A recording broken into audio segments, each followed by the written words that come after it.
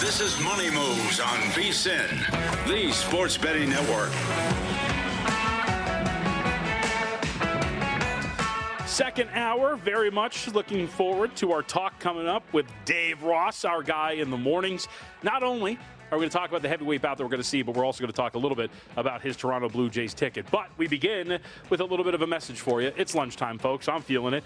And football meets flavor no better than with Omaha Steaks, the official sponsor of tailgating. Built for the grill, Omaha Steaks smash burgers, pre-smashed, crafted from premium-aged beef, go from freezer to bun in just 5 minutes with juicy, unforgettable flavor. And as a VSiN exclusive, you get 16 free smash burgers with any order of $129 or more, plus 50% off site-wide at omahasteaks.com/VSiN, omahasteaks.com/VSIN. Minimum purchase may apply. See site for details. We'll also have in 30 minutes Greg Peterson.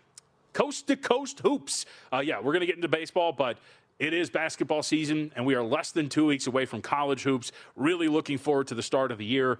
And we'll get Greg's perspective on the big national picture with some of these teams and maybe a little bit more intricate than some of the smaller conferences, including the one that I covered in our college basketball betting guide, which is out now, the Mountain West. But let's start with professional hoops. We do have a big slate of games, and we'll get to those momentarily, but we continue to see some news coming out of what happened yesterday. Remember the Department of Justice and the FBI putting forth a press conference in which we learned that Terry Rozier, Chauncey Billups, among many who were arrested as part of an operation that led to uncovering fixed sports gambling and illegal and fixed poker games. Now, the poker game is actually something interesting to follow up on. For those who did not see, Pablo Torre did report that we do have a new NBA name that has popped up in terms of the poker matches, and that would be one Kevin Garnett, who allegedly took part in these games. Now, we should note that Garnett's role in these games was not specified. That doesn't matter because we don't know if he was the face card. Remember the term that they used?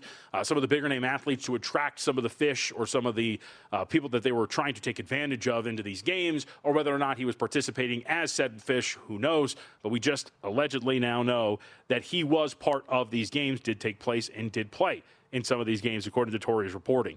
We also heard yesterday, as the news came out, some of the opinions from a lot of different people. And I think we'll attack some of the what I believe to be uneducated takes about what happened yesterday. But I wanted to hear from Draymond Green first. I thought Draymond actually had some pretty interesting and somewhat nuanced comments after the game yesterday for the Golden State Warriors against the Denver Nuggets. But let's hear from Draymond first, initially asked about what he thought when he first heard the news and how this affects the availability of gaming and the NBA's relationship with gaming. The business is the business. I'm not going to sit here and condemn the league for partnering with gambling sports betting companies. Like, the business is the business. And, it is what it is. I think, I wish everybody well. It's a tough moment for the individuals involved. It's a tough moment for the league. But I'm not going to sit here and be like, man, y'all partner with a gambling company. You open a can of worms. Like, that can of worms can be open with partnering with gambling companies or not. Partnering with gambling companies ain't make gambling more accessible to us. The accessibility is what it is. If you're an American or you live in America and you live in states where gambling, sports betting is legal, it pops up right on your phone. Whether the league is partnered with the company or not, ain't changing nothing. And that, to me, attacks one of the biggest issues that I've had with this entire conversation. There's been a lot of disingenuous arguments being made about this. There's the thought that we got to cut down on the advertising, or because the NBA has partnered with these, this is what started it. As Draymond points out, and it's an accurate point here from him, this could happen regardless of the NBA's relationship with gaming. And the ability of some to cry out that sports gambling is some evil thing, and this is the reason why this happened, is, I think, asinine. I also think, and Draymond points this out after this point, we didn't cut this part, but as he says in his press conference yesterday, we're sponsored by Bud Light. That doesn't mean that I've been drinking more because we're sponsored by Bud Light or I get more access to that. That's not the way these things work. And I think it is very convenient to just put the onus on the industry as opposed to the actors themselves. And the accessibility is part of this as well, as Draymond notes and expands on a little bit later when he was asked about it. That's not going away. If anything, it's going to go further in the direction that it's already headed. And so I don't think any of it is, man, the league start taking the spot. Nah, I don't think so. I think sometimes people get in unfortunate situations and everyone makes decisions. I'm not saying that those people made the decisions. I don't know. I'm not getting off into that. But I just know that those partnerships are going to keep growing as they should.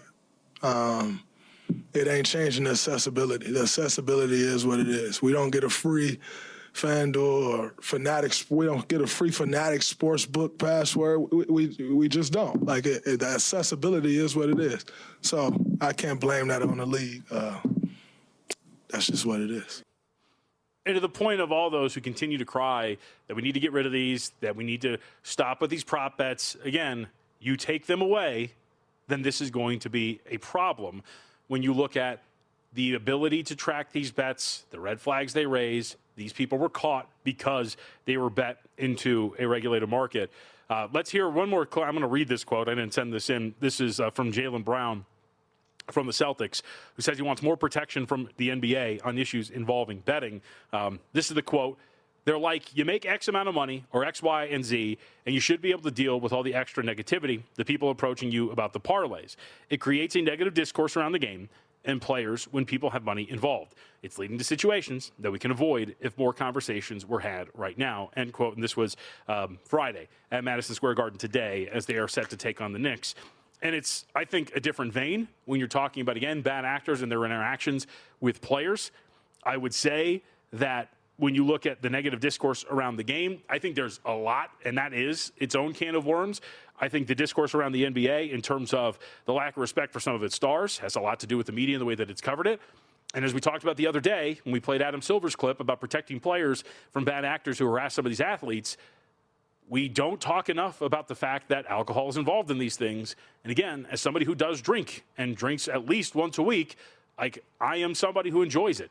But you cannot deny the negative effects that alcohol has as well. And yet, we continue to vilify an industry like sports betting and not put the onus on an industry like alcohol, who, going back to some of our advertising talk at the beginning of the week, if you look at it, and Purdom wrote a piece about this last year, from an advertising standpoint, alcohol ads actually are at a higher rate than, of course, the sports gambling ads. But it's a whole other conversation. But I thought Draymond had some pretty good comments on it. And we'll see as we look at what's happening with Kevin Garnett. All right, let's take a look at the NBA really quickly as we look at the big slate. I'm very much looking forward to the card tonight. Let's start with those Celtics on the road against the New York Knicks and talk a little bit just from an injury standpoint. I don't really have anything here. I do have quite a few bets on the card for a little bit later today. But injury-wise for the association, I'm going to be interested. So the Knicks, we saw this open up pretty high in favor of New York. I think the opener was about 6.5, total of 227.5. We're now starting to see the market move down here. It's 3.5 in favor of the Knicks. You know, the power rating flip-flop here, if you will, for the Celtics. I think the market's going to have some trouble in kind of tacking down what this Celtics team is ultimately going to be. If you remember, because of the minutes restriction for Joel Embiid and then the subsequent upgrade of Jaylen Brown the other day, Celtics closed as about 6-point favorites over the 76ers. They end up losing the game outright against Philly after a late flourish from the 76ers gets it done. But it does seem like we have like this weird sliding scale with how we want to power rate Boston. Injury report for the Knicks to keep an eye on here. And I think part of this downgrade on the number is because of the injury report. We know that Mitchell Robinson is not going to play. Josh Hart is questionable. Karl Anthony Towns questionable yet again. Tracking Towns is going to be an incredible thing here, only because he does have what sounds like a relatively serious quad strain that he's trying to play through. And so every game that he is questionable, it is going to open the door to whether or not he's going to be available for the Knicks. So keep that in mind as you look at some of these. Again, the opener was 6.5. We'll see if he ends up getting out there. OG Anunoby is on the injury report, but he is listed as probable. Explaining some of the line move we're going to see there. I did think 6.5 with Boston was a play, but that moved relatively quickly. We'll see if Karl Anthony Towns ends up playing, and if Josh Hart ends up playing, maybe we get back up to that 6 mark. And if that is, I'll take a crack here with the Boston Celtics on the road against the New York Knicks. Let's go to Milwaukee and Toronto. We'll have best bets coming up a little bit later, but Toronto, a 1.5-point spread in favor of the Raptors, total of 234. It's hard not to look. We only have one game for everybody here. And it's hard not to get a little too excited about some of these results. You know, we're going to talk about that at length when it comes to the San Antonio Spurs on the other side. But Toronto, I thought, looked really impressive against the Atlanta Hawks. Defensively, they're a big, long team. They've got some ability to rip and run and get out in transition. Held the Hawks to an offensive rating of 105.8, but in transition is where they were most effective. Really did great in terms of their ability to add the points added per possession through transition, both off steals and off live rebounds. A plus 7.4, really good when they were getting out and running. And I think they're going to be able to guard well here against the Milwaukee Bucks. I think the Bucks' strategy, as we look at the way they're built, is spreading this thing out with shooters around Giannis and putting a lot of the onus on Antetokounmpo's shoulders, which, by the way, he's probable again, this time with a toe injury. But I think Toronto, as we bet them against the Hawks the other day, and I think it's worth coming back here again against this Bucks team. I think that the Toronto Raptors might be considered equals to the Milwaukee Bucks, and maybe if they continue to play at the level they did, maybe even better than Milwaukee at this point right now. For the Raptors, pretty clean injury report, not consequential names. Colin Murray-Boyles and Jacoby Walter are questionable to play there. And we'll get to San Antonio and New Orleans. We'll save this because we're up against it. But really quickly for you folks, URL, first.com/VSiN. Check this out. First Bet, the official raising partner of VSiN. They're thrilled to bring an exclusive offer to bet the Breeders' Cup World Championships. Use promo code VSiNBC, that's VSINBC. You'll be entered to win a VIP Vegas experience when you deposit and bet $200. Plus, when you deposit and bet just $100, you'll get 1 year VSiN Pro subscription for access to exclusive content picks and more. Bet the Breeders' Cup with First Bet, the official racing partner of VSiN, with the promo code VSiNBC at first.com/VSiN. That's the number one, STBet.com, or excuse me, 1ST.com/VSIN.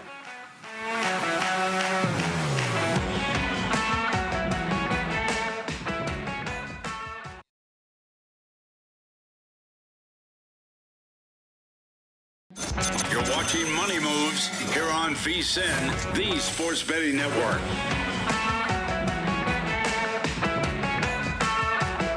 You know, I've had a couple more minutes to think about this, and, you know, between the breaks, texting with Kelly Bidlin. Shout out Kelly if you're watching or listening. And the more I think about what we just read from Jaylen Brown, the more it kind of grinds your gears a little bit. As Kelly points out when we were talking about this, when Jaylen Brown comes up and says, hey, with this whole gambling thing, I'm going to point out that fans have a problem when it comes to gambling and harassment.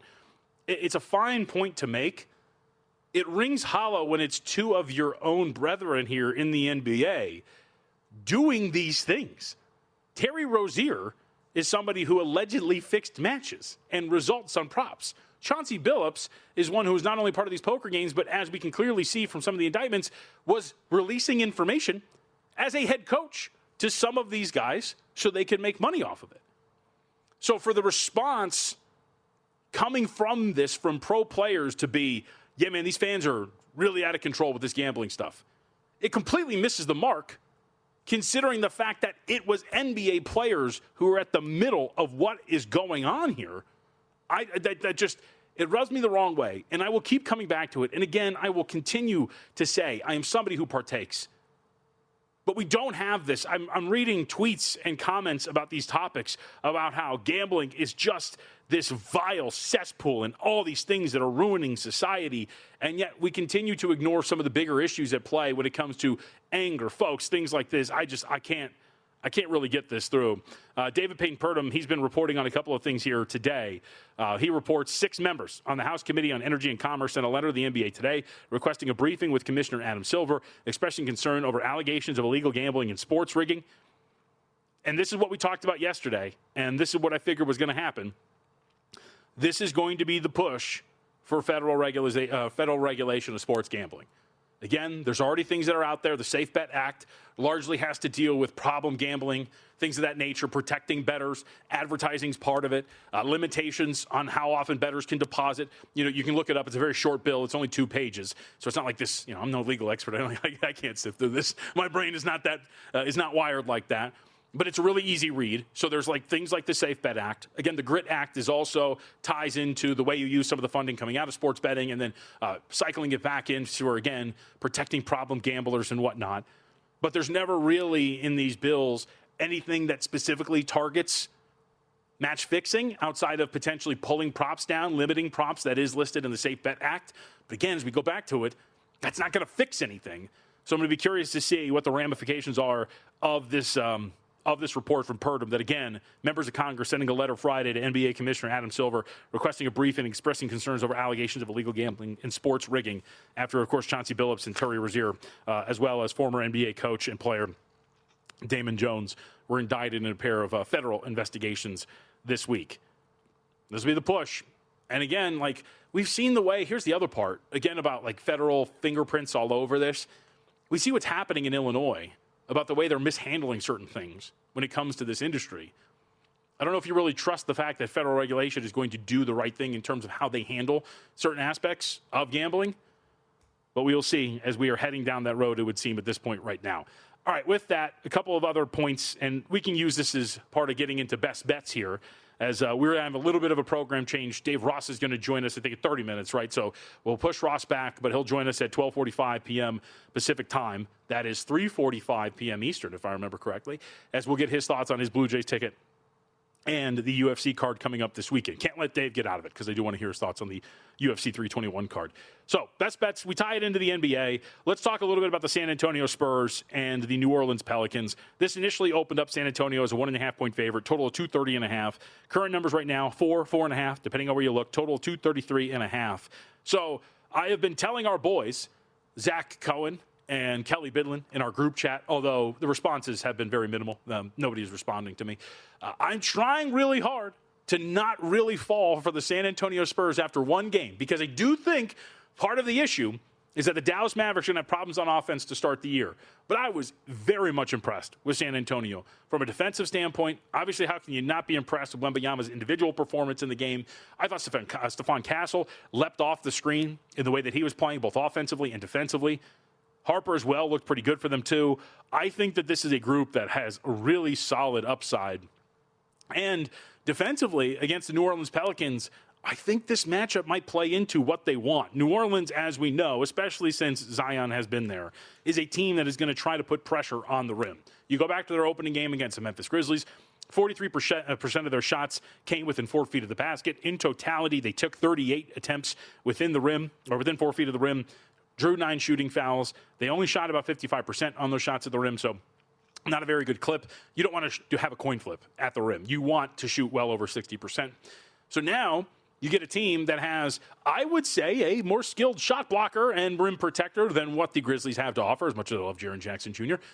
In Victor Wembanyama, I think it's a matchup that really works for San Antonio in the way they can play defensively here.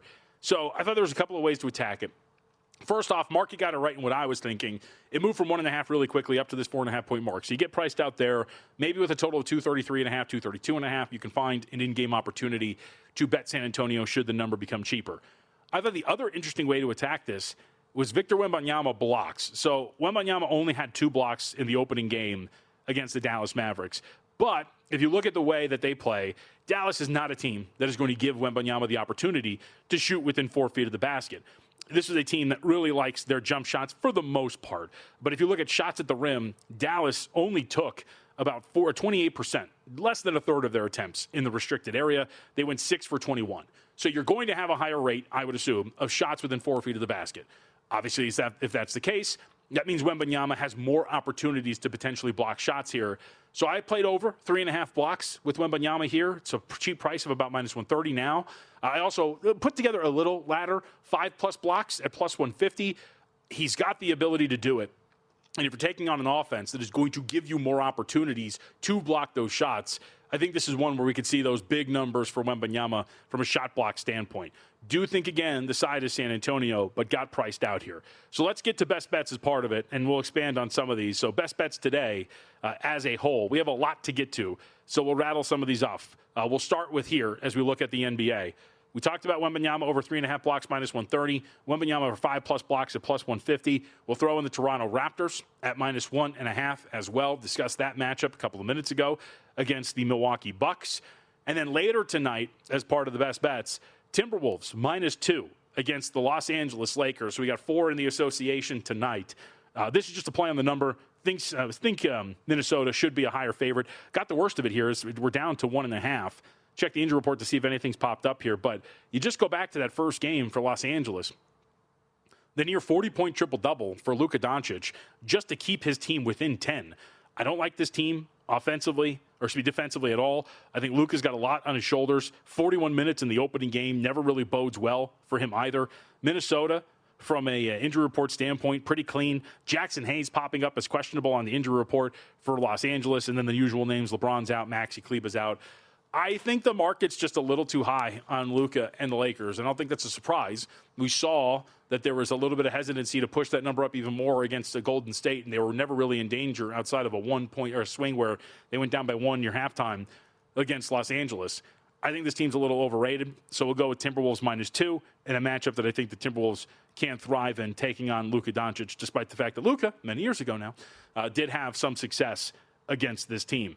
All right, from there, let's hit up some of the other best bets that we have. We will go to the national, or should be college football, just 2 for me in college football. San Diego State -3. Stormy and I discussed this earlier in the week. We're on her Aztecs in this spot this weekend against Fresno State. San Diego State defensively, if you look it up, it is a brilliant defensive metric portfolio, if you will, for the Aztecs. I think they're going to be able to hold this Bulldogs team down, as we have seen many times. Fresno State, dogfight with the Wolfpack, pun intended. And then, of course, getting whipped by Colorado State, a team that was falling apart at the seams, firing their head coach post that victory, getting rid of Braden Fowler-Nicolosi in the starting quarterback position, him leaving the team, and then New Mexico -3 against Utah State as well.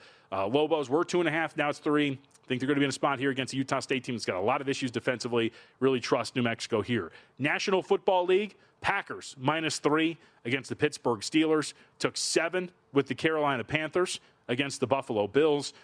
Dove in just like Will Hill, Jets +6.5 against the Cincinnati Bengals. And then we hit on this is the 6-point teaser here. 49ers +8.5, teasing them up, getting the Falcons down to -1.5. I'm surprised that this Texans team is being respected the way it is by the market. We've seen that from week to week. We'll push back on it. And last but certainly not least, a bet for the World Series. I thought -115 was a cheap price for Dodgers, -1.5 games in the series against the against the Blue Jays, the Rangers. So even here, a longer series of 6 games still gets you home with the Dodgers. So let's go -1.5 games with LA. All right, on the other side, let's talk a little bit of basketball from a college standpoint, and we'll get some World Series thoughts as well. Greg Peterson's going to join us next, host of Coast to Coast Hoops, VSiN contributor as well, at GUnit_81. Folks, and speaking of Greg, make sure you check out our college basketball guide. Absolutely tremendous. Season tips off on November 3rd. Now's the time to get it. You get Matt Human's top 50 rankings. You get all 31 conference previews. And you get betting nuggets on every major conference with Greg Peterson. Check it out now at VSiN.com/subscribe. Greg Peterson joins us next.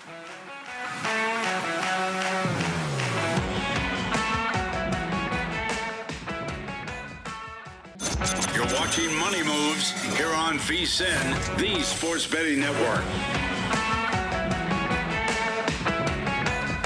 Last 30 minutes of the program, you missed out on any part of it, you can go to VSiN.com and check it out. Stormy Buonantony was with us earlier, and thank goodness. You know, it's really nice when a mental burden is lifted off of your shoulders, much like an albatross just hanging around my neck. I was so worried whether or not Stormy Buonantony was going to make it through TSA in time, and she texted us, folks, don't worry.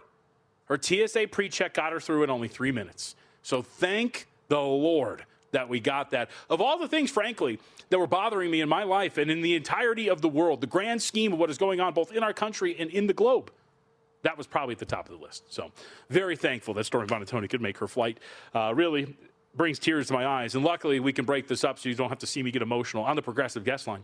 Greg Peterson is with us here to discuss many different things. I'm really excited for college basketball. Not as excited as I was that Stormy made it through TSA. But, Greg, before we get to college hoops, I want to get your thoughts. You've done a great job all throughout the year, of course, covering baseball. Blue Jays and Dodgers gets started tonight. What do we think? Do we have any series-long bets? Do we have any thoughts about what's going to happen, of course, with Game 1 this evening? By the way, the second most pressing thing in America right now, who will win the Southland in college basketball this year? That is the answer that I give in the college basketball betting guide. But number 3 is the World Series, and I'm right there with you. You were giving on the last segment the Los Angeles Dodgers to win in a game and a half, minus game and a half for the series. I'm right there with you, and I thought it was very surprising that the Blue Jays went with Trey Savage here in game number 1, and the market really didn't move. You saw the Dodgers go down like 5 to 10 cents after this was announced, but I think that this is a big drop-off from Kevin Gausman. Gausman most likely going to go in game number 2. I think that that's a Blue Jays' best shot to be able to win a game, but I mean, being able to get the Dodgers laying a run and a half at plus 110 or so in a lot of spots, that's something that I personally dove in on with this LA Dodgers team. I think that they've got a massive pitching advantage with the way that Blake Snell just completely rode through the Brewers. And for Blake Snell, he's given up 3 runs or fewer in all but one of his starts thus far this season. For Savage, just his 7th career start, and it's coming game number 1 of the World Series. I think that the Toronto Blue Jays are going to be in a hole to start the series, and I think that it's going to be an uphill battle for them throughout. Yeah, we'll see. I would agree with you. I mean, rotation is going to be tough, righty heavy too, with a bunch of good left-handed bats in the lineup too. So it seems like there's so many advantages for the Dodgers, and obviously priced in the market. All right, let's get to college basketball. Very excited. We're less than 2 weeks away. So before we get to some big picture stuff, I always like to find out where folks like you have some of their biggest edges. So let's start. Walk me through one team first off. I know high on your radar is the Navy Midshipmen. What do we got? Yes, they returned 91% of their minutes from a season ago. Number 1 in all of college basketball. In a day and age where we had 2,500 players enter into the transfer portal. In a day and age where you've got teams that return 0% of their minutes from a season ago. You've got a team that was rock solid out there in the Patriot League as well. Like Austin Mangini is a 17-point scorer. Don Draper, no relation to Breaking Bad. He's able to give you 7 to 8 rebounds per game. Austin Kaoe is a nice big man to go with them. This is a Navy team that's going to be able to take advantage of a Colgate bunch that just isn't shooting the 3-point shot the way that they did in past years. The Bucknell Bison aren't what they were a few seasons ago. Holy Cross can shoot the 3, but they are absolutely dreadful defensively. Loyola Maryland is nothing to write home about. Boston U doesn't have a lot of just offense, and they are one of the worst teams at the free throw line in all of college basketball as well. I really think that Navy should be the favorite to make the NCAA tournament, and I believe that would be their first NCAA tournament since David Robinson, the Admiral, was on campus. I really like this Navy team. They had a coaching change and all, and yet still returned 90+% of their minutes. I'm going to bank on chemistry, and I'm going to do that for a lot of these smaller conferences because you just don't find that in this day and age of college basketball, and that's something that I really look for going into the season. Really quick, I know you are the college basketball guru. I do have one correction for you. Don Draper was Mad Men, not Breaking Bad, so we do have to correct that issue. But it was a good reference. It was a very good reference. We all know where you were going with that. All right, let's go to the Sun Belt. Old Dominion, a team here that I think Ken Palm's got it projected to finish somewhere around 4th in this league, but you think it could be a little bit higher? Absolutely, because Old Dominion was a top 45 team in terms of offensive rebound percentage. Merely that means for every missed shot that they have, they grab the offensive rebound. They were one of the best teams in all of college basketball with that regard. They returned so much of that scoring from a season ago, and they're one of the best coached teams in college basketball. You might be asking, who's the coach of Old Dominion? And this is one of my favorites, Mike Jones. That is actually his name. His name is Mike Jones. That is the coach of Old Dominion. And he's done a really good job of just being able to have this team be able to have a little bit more defensive toughness. They went through a little bit of a strange coaching change where they had their original coach a few years ago step down due to health concerns. He's really been able to restore some order. This team is very rock solid down low. They brought in a big man from Maryland that was able to give them about a block and a half per contest, and Swenton Rogers. So I do think that this team is really going to be able to climb in a Sun Belt conference that, if you look at things, 3-point shooting is way down. Troy, that made the NCAA tournament last year, well outside the top 250 in terms of 3-point shooting percentage. You actually have a South Alabama team that they just dare you to shoot threes. And I actually have them number 2 in my projector or finish in the Sun Belt. They had opponents taking 58% of their field goal attempts from 3-point range. That was far and away number 1 in all of college basketball. If you can defend in the post and if you can force teams to the outside, you're going to win in the Sun Belt. And that's exactly what Old Dominion does. So that's why I find a big edge on them, where maybe they wouldn't be winning at other conference where the 3-point shooting is a little bit better. In response to Mike Jones, my simple response is who? We move on. Big picture as we look at college basketball. Greg Peterson with us on the Progressive Guest Line. So the number 1 team in the country by DraftKings in terms of odds to win the national championship. Purdue at 9-1, followed by Houston at plus 950. Then you get into the double digits. I will go slightly farther down and ask, why am I not taking a piece of Florida at 15-1 by some metrics, maybe yours too, in some projections, the second best team in the country? I would actually say that Kentucky is the best team in the SEC this year. With Kentucky, it's going to be a little bit of strife to begin the season because they are going to be dealing with a few injuries. They've got Jaden Quantins coming off of injury from Arizona State, but they're going to be much better with regards to their low post defense than they were a season ago. And I really like what Coach Pope has been able to do with this program. In year number one, they were able to restore order. And I just feel like the veteran leadership in the backcourt for Kentucky is a little bit better as well. You bring in Lowe, who comes on over from Pittsburgh. He's going to be able to do a nice job of being able to help out with Ortega Owe, who was a 15-plus point per game scorer, was flirting with the NBA. He's going to be coming back. But I will say this as well. With Florida, they might not win the SEC, but they could still make the Final Four because you've got the guys like Robin Chinyelu and company down low. They return pretty much an entire front court. I think it might be a little bit of tough sledding for them in the backcourt to begin the season because they do have to replace Walter Clayton, and a good place to start with was Boogie Flan, who missed about half the season last year due to injury, but we saw what he was able to do when he came off of injury at Arkansas in the NCAA tournament. They did a nice job bringing in Xavion Lee, a do-it-all guy from Princeton, so you know that he's a smart kid as well. So my lone pushback as to why it wouldn't be taking Florida is because out of the teams out there in the SEC, I would say that Kentucky has the best chance to be able to make the Final Four, but we could see a situation once again with the SEC where you get multiple teams into the Final Four. So this might be a very big open-ended question, but I'll ask it like this. How deep does this list of this championship contenders, how deep does it go? Because we have this run on national champions, of course, all these one seeds that continue to win overall. Outside of UConn a few years ago, I believe they were a 4 seed the first time around. But you got to go as far back as the other UConn team, I believe, outside of the top 4 in terms of seeding to win a national championship. We tend to get chalky. How deep does this go, Greg? How far down the board can you go for legitimate championship contenders? Preseason is much deeper because you're talking about seeding in terms of the NCAA tournament. Keep in mind, when UConn won their first national title, they were north of 50-1 going into the year to be able to win the NCAA tournament. So preseason, you're looking very deep. I mean, maybe 20 teams. Like, I think that it's that deep. You just take a look at the Big 12 alone. Iowa State is a rock-solid team. Kansas, they bring in a guy by the last name of Peterson. Great name. He's going to be one of the best freshmen in all of college basketball in Darren Peterson. Texas Tech is a team that very nearly made the Final Four, and that's a Big 12 and the Big 12 alone. We just hit upon those SEC teams when it comes to Kentucky and Florida. You mentioned the fact that Houston is right up there to be able to win the title. Michigan, Purdue. I think that UCLA is a team that is going to be really good this year. Illinois, the international men of mystery. I think that they're going to be rock solid as well. We haven't hit St. John's. We haven't hit UConn. Like, the list goes on and on in terms of teams that are going to be contenders. The question is, which of these teams did the best job in the transfer portal of being able to have good chemistry guys that are going to be able to fit their system when it comes to the back half of the season? That list is going to tighten up. Preseason, I think you're looking at 20-plus teams. All right, Greg, we appreciate it. Thank you very much. Good luck with everything World Series-wise, and we'll talk to you again soon as we're getting closer to college basketball season.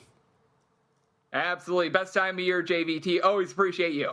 Yep, you got it at G_, I think it's G unit _81 or G _unit 81. Either way, follow him up on X, Greg Peterson, and make sure you check out the Hoops to Hoop pod, Coast to Coast Hoop pod, if you will. By the way, the college basketball betting guide is out, folks. Please check it out. It is absolutely fantastic. And how about this? You go to VSiN.com/subscribe, sign up for our special. You get full VSiN access until May 1st. $120 gets you all of it. Now, that obviously includes the college basketball betting guide. That is out now. It includes, as I always like to say, everything in between. So when the bowls come out, you get the bowl guide, Super Bowl guide. When we get around to there, everything through May 1st, go to VSiN.com/subscribe. Check it out now. We wrap with Dave Ross, who's going to join us to give us a preview of UFC 321.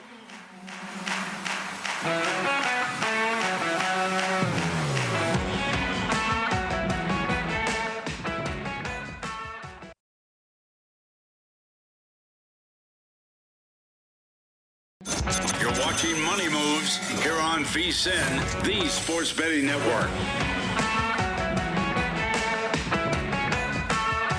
All right, we wrap up the show. For those who missed out on best bets, we had them a little bit earlier. Change the programming up a little bit as Dave Ross is joining us now, host of VSiN by the Books here in the morning. You hear him every single day, Monday through Friday, with Jensen Lewis as he gets you ready for the day of sports betting. You've also heard, if you've listened to the program, as I do, and he joins us via the Progressive Guest Line, that Dave's got a little skin in the game when it comes to the World Series coming up that begins tonight. So I'm curious, So how are we handling this thing? What'd you do? How'd you decide to do it? I know Mike Palm had some thoughts. I think he mentioned to us that maybe laying the 1.5 was maybe the best way to go in terms of hedging this thing. So what did you end up doing? Okay.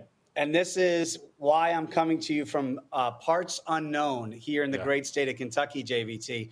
I had to get on the move. I appreciate you guys moving me around in the show today because I've been shopping around feverishly all day and week to find the best numbers here on the World Series. And with all due respect to our great friends at Circa, when you look at the series prices, once they hit 250, 250 JVT and the Dodgers, I'm whoa. Can I find a little bit of a better price out there? And I found that here in a Kentucky, I will keep it undisclosed for now, shop that I can play it at about 220. So when you're starting to bet a little bit bigger as potential head spots, those 30 cents make a big difference to me when I'm trying to find better numbers to play. Now, I have not officially made my first wager yet, my quote hedge, or to try to find the smallest of middles.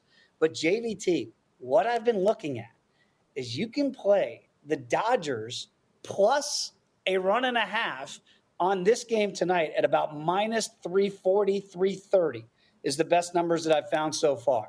And then play a substantial amount there and hope for the ultimate middle, which would be Toronto winning by 1.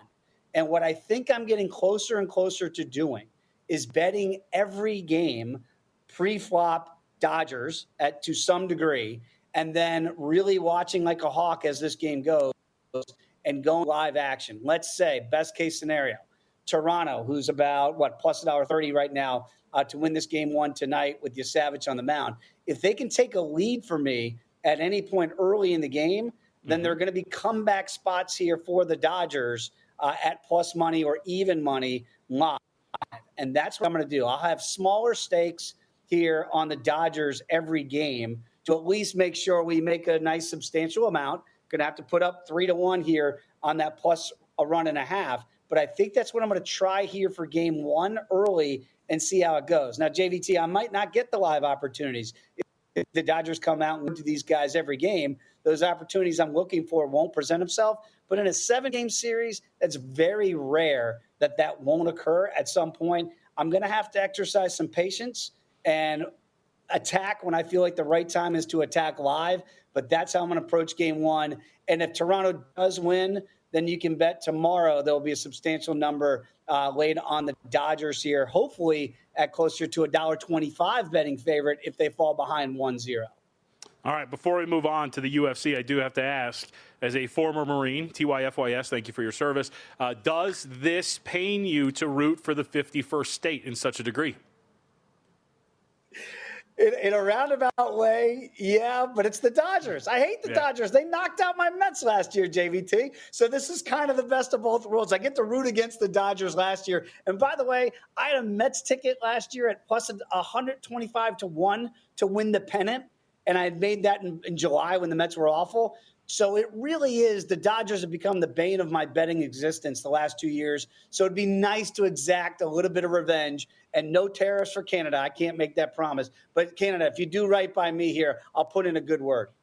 Yeah, well, hopefully they fall, and then we can initiate trade talks once again with Canada. But that's a whole other can of worms. All right, let's talk a little UFC.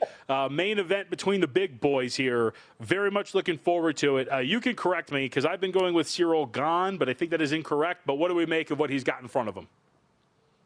Oh, you got it right. I've been hearing the Ganes and all that. Yeah. It's Gane. It's Cyril Gane. You nailed it. We'll apologize to the Gane family if we were incorrect. But no, I do like – here's what's interesting. I like the fact that the number is coming down on Tom Aspinall. Earlier in the week, JVT, the English heavyweight champion right now is about a $5 betting favorite. He's come down under the $4 mark. That's a significant move here as the week is going on the Cyril Gane side. Do I think Cyril can win the fight?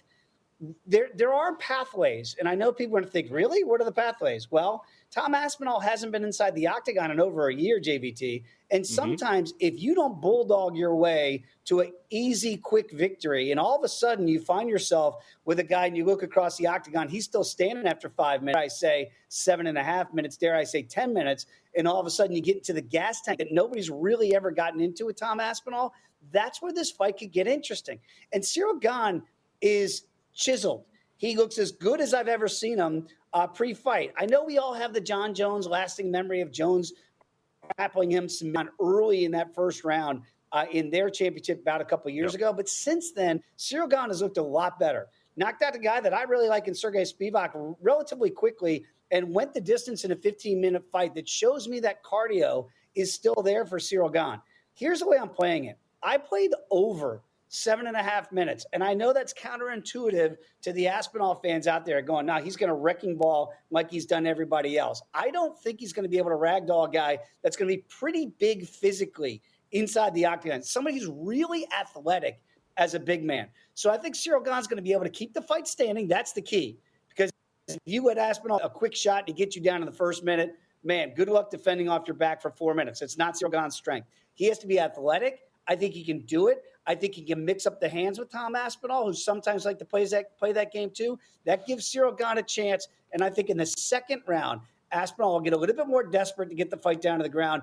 And I don't think he's going to do it inside of 2.5 minutes of round two. Give me the over. And you can get that right now, JVT, about minus $1.05. I'm seeing $1.10s out there for over 1.5 rounds. I know it's risky to some. I like Cyril Gane. It's a respect bet on the Frenchman, and give me the over 7.5 minutes. All right, let's go to the co-main here. Mackenzie Dern, a very popular fighter for just her fighting prowess and no other reason. What do we make of what she's got in this fight? She's about $1.48 favorite or so. I'm picking up what you're putting down, JVT. She's she's the best BJJ practitioner we've seen out there in women's MMA since Ronda Rousey. Like, that's as good as Ronda was with her judo. That's how good Mackenzie Dern is with her Brazilian jiu-jitsu. So Verna Jandiroba, though, is a fighter that I think can handle it on the ground. She's already gone the distance with Mackenzie Dern one time around. They went 15 minutes. And what I think could happen here, because I think Mackenzie, for some reasons, maybe other than just fighting, is a very popular choice this week. They want her to be the champion. I'm sure the UFC, if you gave Dana White Truth Serum, they think it'd be a marketing play here for Mackenzie Dern as your 115-pound champion. The problem is, if she can't get Verna down to the ground right away, then all of a sudden Verna is tough as nails. And this fight gets to become a clinch fight. And all of a sudden, I've seen it before, Mackenzie can gas. I'm worried about her cardio in this fight. So it's a two-way handicap for me. If Mackenzie Dern, this is her time. We've been waiting for her to be champion. She bulldogs Verna Jandiroba down to the ground, and she gets a submission relatively quickly in this fight. Yeah, that's a scenario that could play out. But if it doesn't happen, I think adrenaline dump could come in here, and Verna might be able to get a stoppage on Mackenzie Dern. We've seen that play out when that's happened to Mackenzie in the past year. So I've seen this number. It's fascinating to me. As high right now at circa as plus $1.30 on the under 4.5 rounds.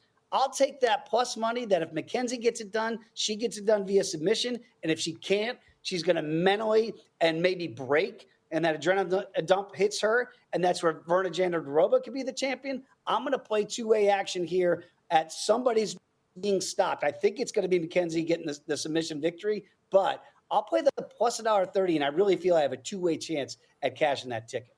All right, Dave, last 90 seconds. Anything else on the card that sticks out to you? Alexander Rakic.